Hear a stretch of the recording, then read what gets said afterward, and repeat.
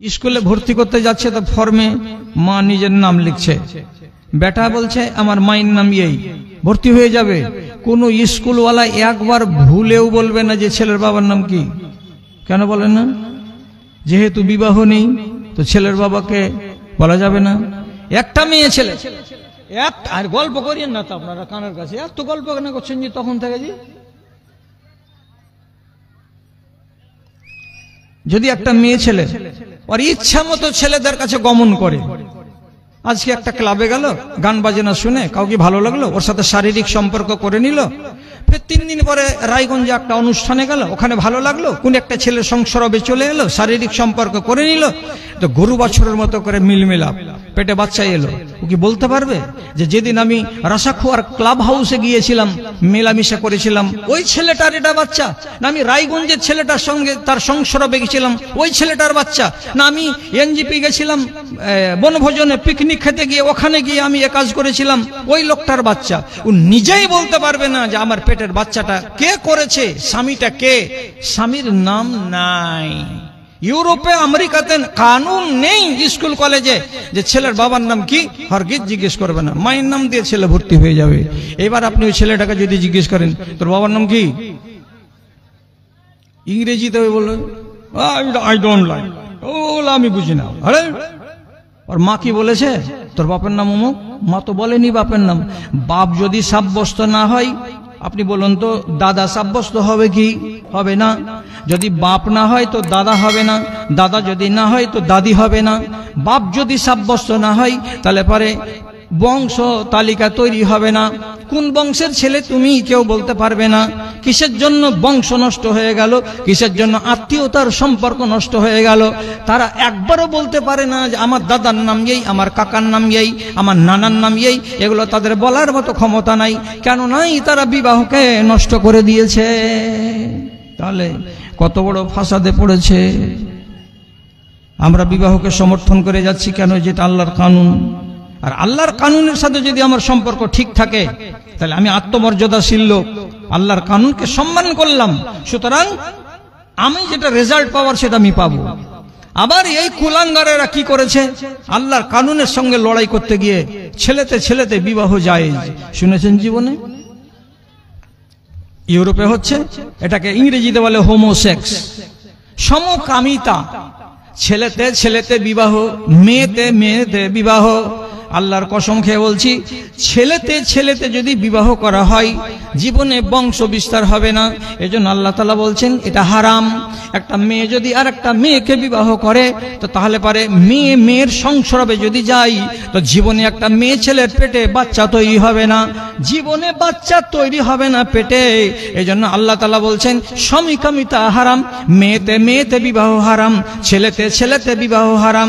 বিবাহ করতে গেলে আল্লাহর শরীয়ত অনুযায়ী আসতে হবে, একটা ছেলে হতে হবে আর একটা মেয়ে হতে হবে, এবং আল্লাহর সংবিধান অনুযায়ী তাদেরকে দুজন সাক্ষীর সামনে আল্লাহর কোরআনের আয়াতের মাধ্যমে তাদেরকে ইজাব কবুল করতে হবে, আর হালাল উপায়ে মিলামেশা করতে হবে, তাহলে হালাল বাচ্চা পয়দা হবে।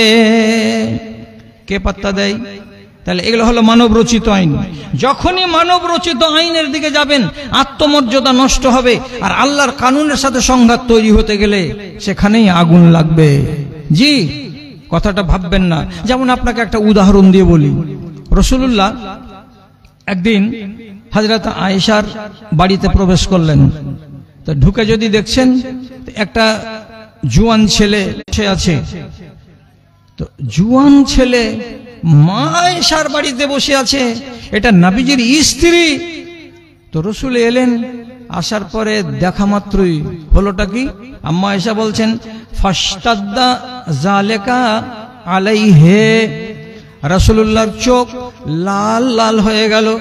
ওরে সুবহানাল্লাহ, আমার বিবি আয়েশা আর এইরকম হালাতে বসে আছে, কেউ নেই গোটা বাড়িটাতে, কেবল মাত্র আমার বিবি আছে আর এই জুয়ান ছেলেটা আছে।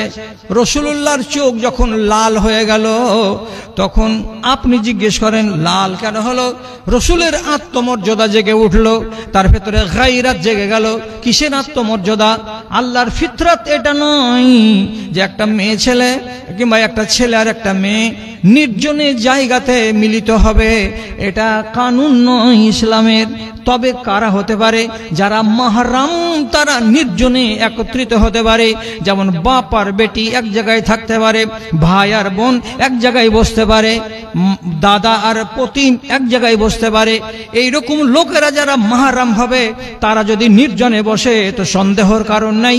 আর এই লোকগুলো বাদ দিয়ে অচেনা কোনো মানুষের সাথে যদি কোনো রমণী বসে যায়, কিংবা অচেনা কোনো রমণীর কাছে গিয়ে কোনো ছেলে যদি বসে যায়, তো এটা আল্লাহর কানুন নয়, এটা হলো অস্বাভাবিক কানুন।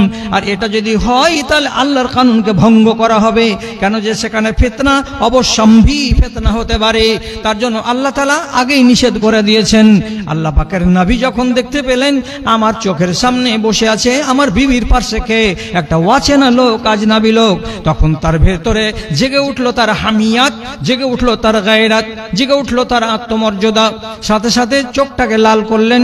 তো মা আয়েশা নবীজির আত্মমর্যাদাকে অনুভব করে নেওয়ার পরে সাথে সাথে বলছেন, হে আল্লাহ পাকের রাসূল, আপনি কিসের জন্য রেগেছেন আমি বুঝতে পারছি, আপনার চোখ লাল কেন হয়েছে আমি বুঝতে পারছি। আপনি ঠান্ডা হন, মাথাটাকে ঠান্ডা করেন। ফাইন্না হাযা আখি মিনার রাজাতে, এই ছেলেটা হলো আমার দুধ ভাই।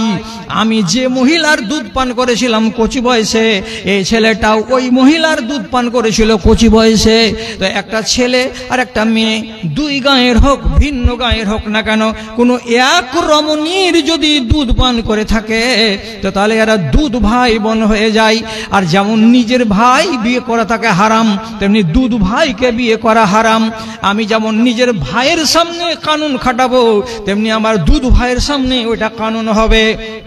আমার মায়ের পেটের ভাইয়ের পাশে যদি আমি বসতে পাই, তাহলে আমার দুধ ভাইয়ের পাশে আমার বসা চলবে। আপনি রাগ করিয়েন না, চোখ লাল করিয়েন না।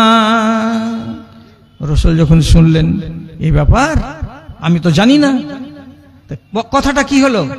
যখন কানুন ব্রেক হচ্ছে, ব্রেক করতে গেলেই আপনি ফাসাদে পড়বেন আর সমাজ ফাসাদে পড়বে। তো রাসূলুল্লাহ প্রথমে অনুভব কি করেছিলেন? কানুন ব্রেক হয়েছে, গায়ের মাহরাম আমার স্ত্রীর কাছে বসে আছে, তার জন্য কি হলো? এই প্রতিক্রিয়াটা দেখা দিল। কিন্তু পরে যখন হালাত জানা গেল যে না এটা নয়, এটা নিজের দুধ ভাই, সুতরাং তারপরে মনটা আশ্বস্ত হলো।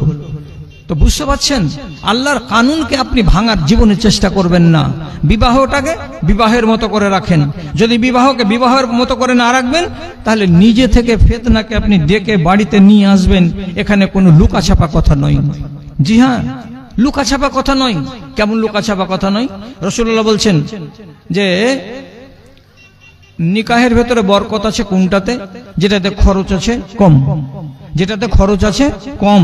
তাহলে রাসূলুল্লাহর এটা কি আদেশ এবং রাসূলুল্লাহর এটা তরিকা, এটাই ফর্মুলা আপনাকে মেনে চলতে হবে। যদি আমি না মানি, বেশি বেশি করে খরচ করি, সাধ্যের বাহির খরচ করে দিই, তাহলে একদিক না একদিক দিয়ে বিচার করে দেখবেন আপনি আল্লাহর কানুনকে, রাসূলুল্লাহর ফরমানকে উল্লঙ্ঘন করে কোনো না কোনো ক্ষতির মুখে পড়ে গেছেন। বিবাহের 15 দিন পরে হিসাব করতে যাবেন, আরে 8খানা বোলেরো না করে যদি শালা টোটো গালাই করে দিতাম 7-8খানা, তাহলে অর্ধেক খরচে হয়ে যেত। তো বাকি টাকাটা বাঁচতো না? বাঁচতো না? আপনি পস্তাচ্ছেন না? এই টাকাটা যদি আপনি নিজের ছেলেটাকেই দিয়ে দিতেন, ইনামুল হক তোমাকে টাকাটি দিয়ে দিলাম, তুমি বাবা কিছু ঘর সংসারে লাগাবা, ব্যবসা বাণিজ্যতে করবা, তো টাকাটি তো আপনি সত্যানাশ করে রেখে দিলেন। কিসের পিছনে? বরযাত্রীকে নিয়ে যাওয়ার পিছনে।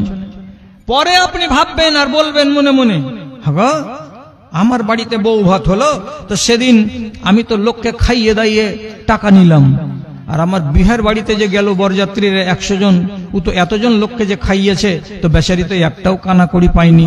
এটা কোনখানে ইনসাফ হলো? ওর বাড়ির দানাটির দাম নাই, খালি আমার বাড়ির দানাটির দাম আছে। আমি এটা অন্যায় করলাম না? আপনি যখন নির্জনে বসবেন ভাবতে, তখন আপনাকে এই কথাটা ভাবতেই হবে যে আমি বরযাত্রী পাঠিয়েছিলাম, ওদের বাড়িতে এতটি অন্যায় খেয়ে এসেছে, আর আমার বাড়িতে এতটি লোক খেলো, আর আমি তাদের কাছে টাকা নিয়েছি, এটা অন্যায় টাকা নেওয়া হয়েছে। কেন এগুলো ভাববেন আপনি? আপনার মগজের ভেতরে কি হবে? এই চেতনাগুলো উঠবে যে আমি আল্লাহর কানুনের সাথে কি করেছি? সংঘাত করেছি। কোন একটা ফিতরাতের সঙ্গে যদি আপনার লড়াই হয়, তাহলে আপনি ফিতরাকে ডেকে আনবেন। একটা কথা বলি, মজলিস খালি, আপনাকে আর আটকাবো না। একটা কথা আর বলি, বলার পরে আশা করা যায় যে আপনারা যদি তারপরে চলে যান তো কোনো কষ্ট হবে না আমার মনে। তা হলো কি, কোনো বাপকে, কোনো মাকে আল্লাহ তাআলা অনুমতি দেননি যে কবরে যাওয়ার আগে তোমার জমি জমার হিসাবকে একদম সাফ সুতরা করে দিয়ে মরে যাও। পাওয়ার নেই, পাওয়ার নেই। আপনি মনে মনে বলবেন যা 10-12 বিঘা জমি আছে, ঝামেলা রাখবো না, সব ছেলে পিলেদের নামে করে দেব, দিয়ে চলে যাব। এটার নাম ফারায়েজ। ফারায়েজ নাকে দম থাকা পর্যন্ত হবে না। ফারায়েজ কবে হবে? দম বন্ধ হয়ে যাবে তখন ফারায়েজ হবে। ফারায়েজ করা আপনার কাজ নয়, ফারায়েজ করা আমার কাজ নয়। আমার কাজ হলো জমিকে রেখে দিয়ে কবরে চলে যাওয়া। যারা জীবিত থাকবে তারা করবে ফারায়েজ। আপনি করলেন কি না, দিয়ে দিব ছেলে পিলাকে। তাহলে কানুনকে হাতে তুললেন কেন? সংঘাত হবে না? হলো সংঘাত। কি করলেন আপনি? শতকরা এখনকার জমানাতে 25টা লোক 4 বিঘা 4 বিঘা করে 2 বেটাকে জমি লিখে দিল, 8 বিঘা মেয়েকে দিল না। এটা আল্লাহর কানুন নয়, কানুন নয়। কোনটা কানুন? রাসূলুল্লাহ বলছেন, যদি জীবদ্দশাতে ছেলেদেরকে কিছু দিতে হয়, তাহলে ছেলেকে যতটা দিবে অতটা মেয়েকে দিবে, সমান সমান করে দিবে। এটাকে আরবিতে বলা হয় নেহলা, এর মানে হলো দান। দান যদি দাও তো ছেলেকে 2 বিঘা আর মেয়েকে 1 বিঘা, এটা হবে না। ছেলেকে দিতে হবে 2 বিঘা, তো মেয়েকেও দিতে হবে 2 বিঘা। আপনি বলবেন বেটি ছেলে যে অর্ধেক পাই। আরে পাগলা লোক, বেটি ছেলে অর্ধেক পায় কখন? মিরাস বন্টন হয় তখন। তুমি তো জিন্দা আছো, তোমার এটাকে মিরাস বন্টন হচ্ছে, এটা মিরাস নয়। তুমি দান দিচ্ছ, তো দান দিতে গেলে প্লেটে যদি ভাত দাও তো তুমি কি বেটিকে আধ প্লেট দিবা আর বেটারাকে ফুল প্লেট দিবা? তুমি কি তোমার বেটারাকে একটা করে পিস মাছ দিবা গোটা গোটা, আর তোমার বেটিকে আধখানা মাছ তুমি কি দিবা? তোমার বেটির কি হাফ পেট খানা দিবা আর তোমার বেটার কি তুমি ফুল পেট খানা দিবা? খানা যেমন সবাইকে প্লেট পরিপূর্ণ করে দিতে হবে, কেন যেটা হলো তার নিজের ভাগ, তুমি দিচ্ছ বলে নিচ্ছে। ওই রকমই হলো জমি। বেঁচে থাকা অবস্থায় যদি দাও তো ছেলেকে যদি 10 কাঠা দাও, মেয়েকেও 10 কাঠা দাও। ছেলেকে যদি 1 বিঘা দাও তো মেয়েকেও 1 বিঘা দাও। দেয় না। সংঘাত। আল্লাহর কানুনের সাথে যদি আপনি সংঘাত করেন, বিবাদ হবে না? কি না বিবাদ? নাম্বার 1, জমি লিখে দিয়ে বেটিকে বঞ্চিত করে কবরে চলে গেলেন নামাজ পড়তে পড়তে পড়তে পড়তে। এবার আপনাকে বাইরে খাটলিতে শুতিয়ে রেখেছে, মসজিদে এলান হলো গোপালপুরে, উত্তরপাড়ার জাব্বার মুন্সি মরে গেছে, বেলা 2টার সময় মাটি হবে। যারা অশিক্ষিত লোক তারা বলল ইন্না লিল্লাহি ওয়া ইন্না ইলাইহি রাজিউন। আর যারা মুবারক সাহেবের মতন পড়াশোনা লোক, ওরা সাথে সাথে বলবে আলহামদুলিল্লাহ, জাল্লাদ মরে গেছে তো ভালো হয়েছে। আপনি বলবেন কেন বলবে মুবারক বলবে এত বড় কথা? একটা মুসলমান মারা গেল, তোকে জাল্লাদ কেন বললা? আরে ওই যে জিন্দা জাহান্নামী গো, তো জাহান্নামী মারা যাবে তো আমার কষ্ট কিসের? অনেক জিজ্ঞেস করেন, ইজা আসাবাহুম মুসিবা ক্বালু ইন্না লিল্লাহি ওয়া ইন্না ইলাইহি রাজিউন। তোমাদের যদি কোনো মুসিবত লাগে তাহলে পরে তোমরা বিপদের কালে ইন্না লিল্লাহ বলো। আপনি বলবেন এটা মুসিবত নয় তো কি? এটা মুসিবত। এটা কেমন করে মুসিবত হলো? যে লোকটা নিজের সার্টিফিকেট দুনিয়াতে বানিয়ে নিল যে আমি মরার পরে জান্নাতে যাব না, জাহান্নামে যাব। তো জাহান্নামী লোকটা যদি মারা যায় তাহলে আপনি কেন তার উপরে দুঃখ প্রকাশ করবেন? বরং আপনাকে আনন্দ প্রকাশ করতে হবে। আমি সহিহ হাদিস বলছি, রাসূলুল্লাহ একদিন বসে আছেন, তার সামনে দিয়ে একটা জানাজা গেল। লোকেরাকে জিজ্ঞেস করে বলছেন, ওরে আমার সাথীরা বলো তো এই যে জানাজাটা গেল কেমন জানাজা?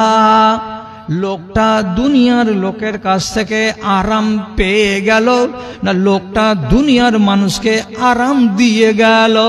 বুঝবেন কথা? কথা শেষ হয়ে গেছে কিন্তু আর আপনাকে বসাবো না, কথাটা বুঝে নিলে শেষ করেন কথা। জানাজাটা যাচ্ছে, রাসূল কি বললেন জিজ্ঞেস করে? যে লোকটা মরলো এই লোকটা দুনিয়ার মানুষের কাছ থেকে আরাম পেয়ে গেল না দুনিয়ার মানুষকে আরাম দিয়ে গেল? বলো, এর মানে কি? দুনিয়ার মানুষের কাছ থেকে যদি আরাম পেয়ে থাকে, এর মানে হলো নেককার, দিনদার, আল্লাহওয়ালা, পরহেজগার। একে চায়ের দোকানে গেলেও লোকেরা বরদাস্ত করতে না, খালি খিচখিচ করত, এবার দেখে থাকিস ভাই মুন্সি এলো, ভুল ধরবে, ওই জন্য ওকে ভালো চোখে দেখতো না। তো লোকটা যে মরে গেল তো আরাম পেয়ে গেল। আর আরেকটা লোক আছে কি, ধরেন ডন, এই ডন যদি মরে যায় তো রিক্সাওয়ালা বলবে যাক আরাম পাইনু, আর সালা টাকা চাইবে না রাস্তা ঘেরে। যদি কোনো দোকানদার হয় ও কহবে আরাম পেয়ে গেল, এ সালা কালী পূজা, দুর্গা পূজা, উমুকের নামে তুমুকের নামে 500 টাকার চেক লিখে দেবে, দিবি না তোর বাপ দিবে।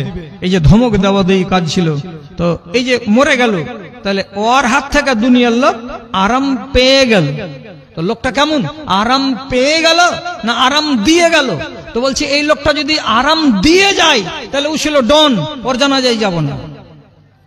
আর দিয়ে রাসূলুল্লাহ বলছেন এজা মাতাল ফাজের, যখন লম্পট মরে যায়, যখন বেনামাজ মরে যায়, যখন নাফরমান মরে যায়, যখন কাবিরা গুনাহ করা লোক মরে যায়, ইয়াস্তারিউ মিনহু দাব্বাতু ওয়াশ শাজারু ওয়াল হাজারু, যেদিনই লম্পট মানুষ মরে যায় সাথে সাথে ওই এলাকার গাছগুলো আনন্দিত হয়ে যায়, ওই এলাকার গরু বাছুরগুলো আনন্দিত হয়ে যায়, ওই এলাকার পাথরগুলো, ঝোড়ঝাপগুলো সবাই আনন্দিত হয়ে যায়।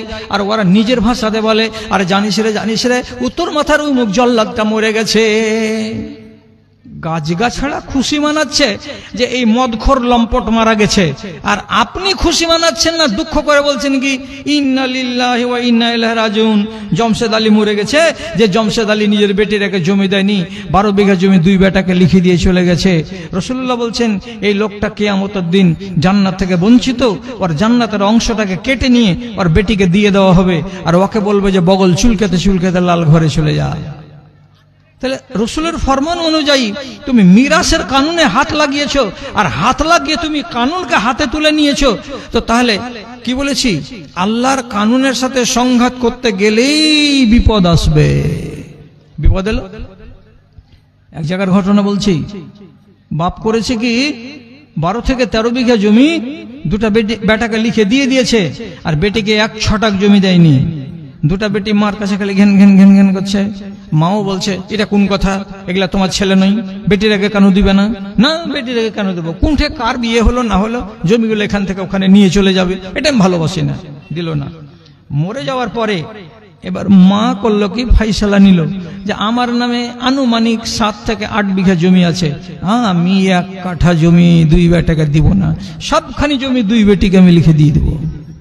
যখন দেখলো যে মা তো এমনে কাত হয়ে গেছে, তখন ছেলে 2টা ভিড়লো মায়ের কাছে, মা তুই এরকম করবি নাকি, তোর জমি ধারকে ভাগ নেই নাকি? তো মা বলছে তো তোর বাপের জমিতে কি তোর বোনের ভাগ ছিল না? তো বাপ দেয়নি তো আমরা কি করব, তা আমি দেবো না তো তোরা কি করবি? এই যে তর্ক শুরু হয়ে গেল। যখন দেখলে যে মাকে তো পারা যাচ্ছে না, মা তো বাং হয়ে আছে, তখন শেষের বেলায় চাপ দিল, তুই যদি বেটি রেখে লিখে দিয়ে দিস আর আমরা জানতে পারি তাহলে আমার বাপের বাড়িতে তোকে থবো না। এখন কি মার দরকার আছে? বাপ মরে গেছে, মা হয়ে গেছে, আর মার কোন দরকার? 50 বছরের ছেলের মা করে বেড়াবে কি? মার দরকার নেই। তুই যদি আমরাকে জমি না দিয়ে বোনেরাকে জমি লিখে দিয়েছিস তো তোকে এই বাড়িতে রাখবো না। তুই রাখবি না ওগুলা আমি বুঝি না, আমি জমি তোরাকে দিব না, আমি 2 বেটিকে জমি দিয়ে দেবো। শেষ পর্যন্ত কি হলো, আর একদিন 2 বেটা ষড়যন্ত্র করে মায়ের ঘরখানে তালা মেরে দিল, আর বাদ বাকি জায়গাগুলোকে খোলা রাখলো। মা বলছে হারে হার ঘরে তালাকে মারলি, হারা মেরেছি, তুই বল যে জমি হারা কেউ দিবি না? দিব না। তালা মারলি তো কি, আমি বারান্দাতে ঘুমাবো? শেষের বেলায় অপমান করে মাকে বাড়ি থেকে বের করে দিল। মা তখন চলে গেল বেটির বাড়ি। বেটির বাড়ি থাকে তো 2 বেটি ভাগযোগ করে বলে, মা একজনের কাছে থাকিস না, আমার বাড়ি 10 দিন 12 দিন থাক, বড় বুবুর বাড়িতে যে তুই ওখানে 10 দিন 12 দিন থাক। ও বড় বাবু যদি বলে এখানে আসতে হবে না, তাতে আমি রাজি। তুই যদি বলিস আমার বাড়িতে এখানেই থাকবি, তাতে আমি রাজি আছি, কিন্তু তোকে এইভাবে ওই বাড়ি আর যেতে হবে না। স্বামী মরে যাওয়ার পরে স্বামীর বদ চলনের কারণে তার হালাল স্ত্রী বেটাদের বাড়িতে আর ঠাঁই পেল না, জায়গা পেল না, বেটির বাড়িতে দিন কাটাচ্ছে। আর দুই বেটিকে বেচারি 4 বিঘা করে 8 বিঘা জমি লিখে দিয়েছে। প্রথমে আপনারা একটা আওয়াজ করুন তো, ভুল হয়েছে না ঠিক হয়েছে? ভুল হয়েছে। কি হয়েছে এটা? ভুল। ও গেল খাঁড়ার তলে, জাহেল বলে। তো তুমি স্ত্রী কেন খাঁড়ার তলে গেলে? প্রতিশোধ নিতে গিয়ে এভাবে বেটিকে লিখে দেওয়া ঠিক হয়নি। ই আবার ভুল করে বসলো। তাহলে একজন যখন ভুলকে জন্ম দিয়েছে, তখন এই ভুলটাকে ঢাকার জন্য আরো 4টা ভুল করতে হচ্ছে। হয়ে গেল। আর ওইভাবেই জিন্দগি চলে আসছে। আল্লাহ হেফাজত করে। আপনি যদি আল্লাহর কানুনকে উল্টিয়ে দিয়ে নিজের কানুনকে চালু করেন, তাহলে সংঘাত অনিবার্য এবং দরকার হয়ে যেতে গেলে আল্লাহ তাআলা আযাব পাঠিয়ে দেবেন। আল্লাহ তাআলা বলেছেন দ্বীনের ইলম শিক্ষা করো, এটা ফরজ। আল্লাহ তো বলেননি ইংলিশ মিডিয়ামে বেটাকে পড়াও, কোনো জায়গাতে নেই। তাহলে আমাদের দেশের লোকেরা নিজের বেটাকে নার্সারিতে দেয় না, হিফজে দেয় না, নিজামিয়াতে দেয় না। কোথায় দিচ্ছে? খ্রিস্টান মিশনারি স্কুলে দাও। আরে আমাদের মতো, আমার মতো মুসলমান যারা টাকা পয়সাওয়ালা আছে, খ্রিস্টান মিশনারি স্কুলে পড়াচ্ছে এক একটা ছোট ছোট বাচ্চা ছেলেকে 7,000-8,000 টাকা করে মাস দিয়ে। বেদিন নিজের মুসলমান বাচ্চাটাকে কাফেরের স্কুলে পাঠিয়ে কাফেরের তালিম নিয়ে তার মন মানসিকতাকে তুমি কি করছো? ইলহাদ আর কুফরে দিয়ে ভরে দিচ্ছ। তোমার মতো কপাল পোড়া লোক দুনিয়াতে কে আছে? আল্লাহর কসম, আল্লাহর কানুনকে তুমি বুড়ো আঙুল দেখিয়েছ। রব্বুল আলামিন তোমাকে তোমার বেঁচে থাকতে থাকতেই তার কানুন দিয়ে তোমাকে বুড়ো আঙুল দেখিয়ে তারপরে কবরে ঢুকাবে। জানো তুমি? জানেন না। নেট ঘাটবেন, বুঝতে পারবেন। বাংলাদেশে একটা আইপিএস অফিসার হাসিনার আমলের হায়ার র্যাঙ্কের চাকরি, 2 বেটা আর 1 বেটি, 3টাকেই পড়া পড়িয়েছে।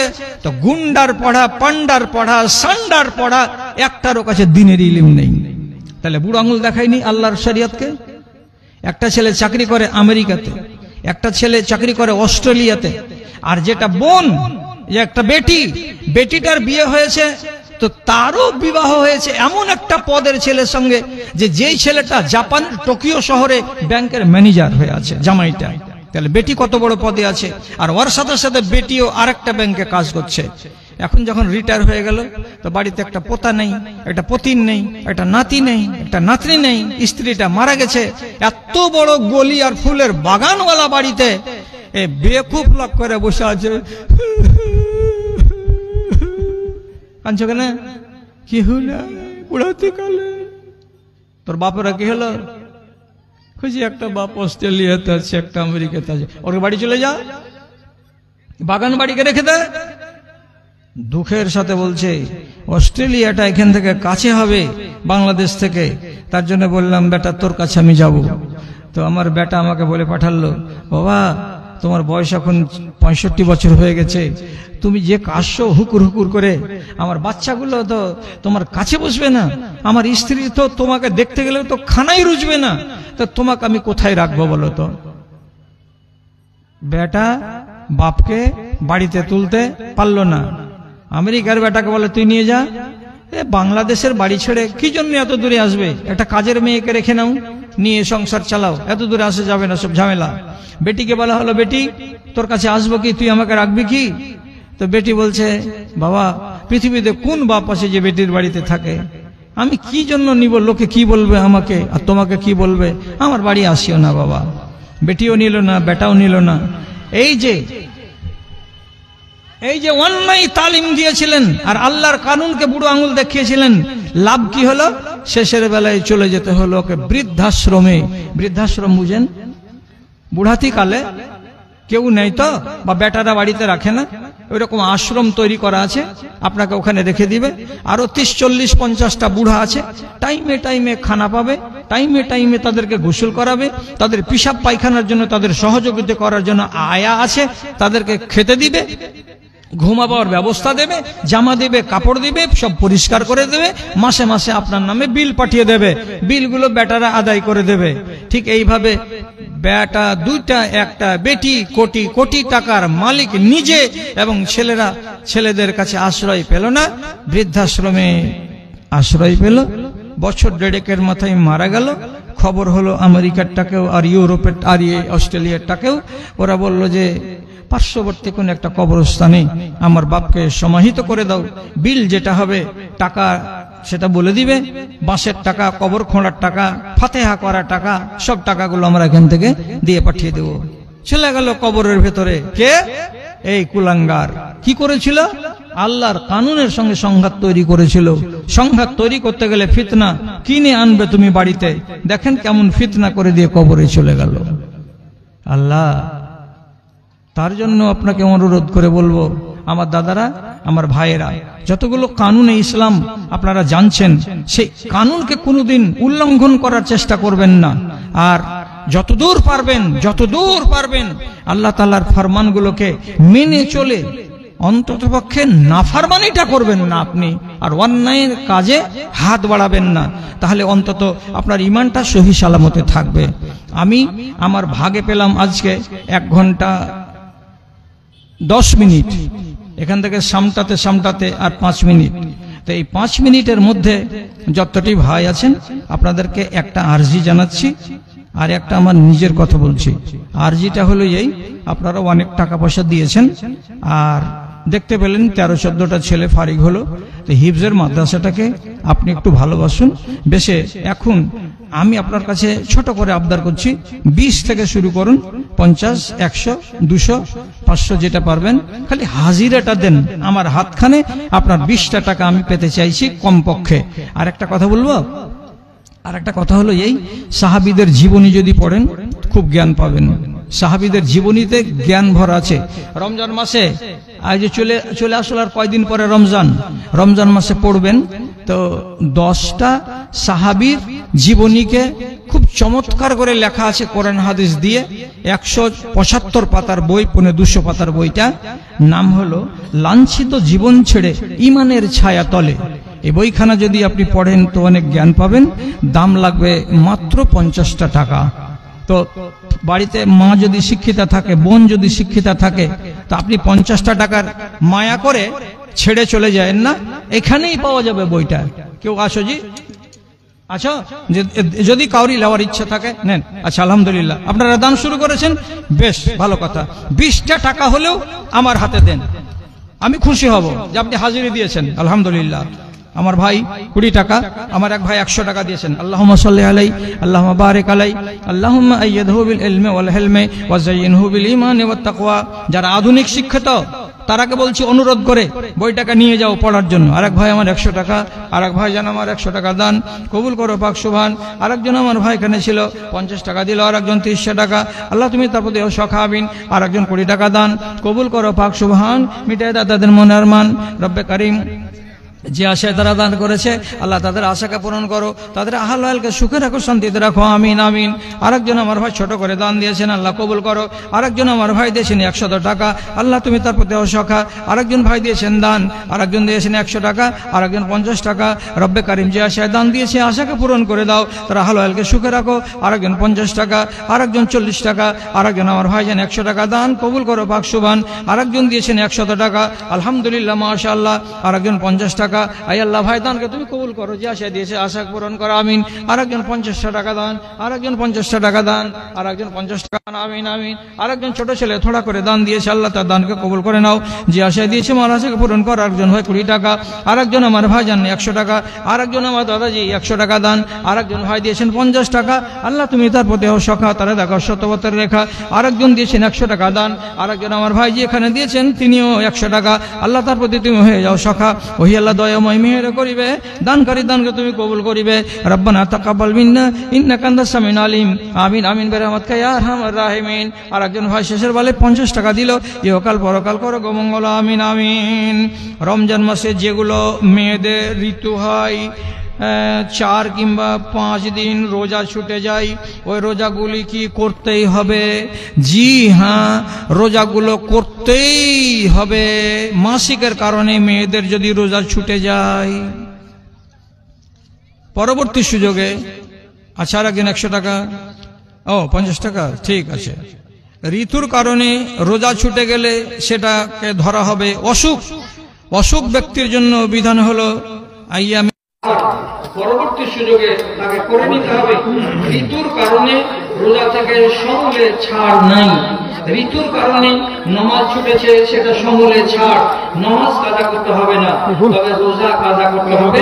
সর্বসম্মত ফয়সালা উলামায়ে দ্বীনদের। আচ্ছা, আপনারা শেষের বেলাতে বেশ কিছু টাকা আমার হাতে দিয়েছেন, আল্লাহ আপনাদের কল্যাণ করুন। আল্লাহ রাব্বুল আলামিন আপনাদের জীবনে সুখ শান্তি দেন, আপনাদের সর্বাঙ্গীন সুখ।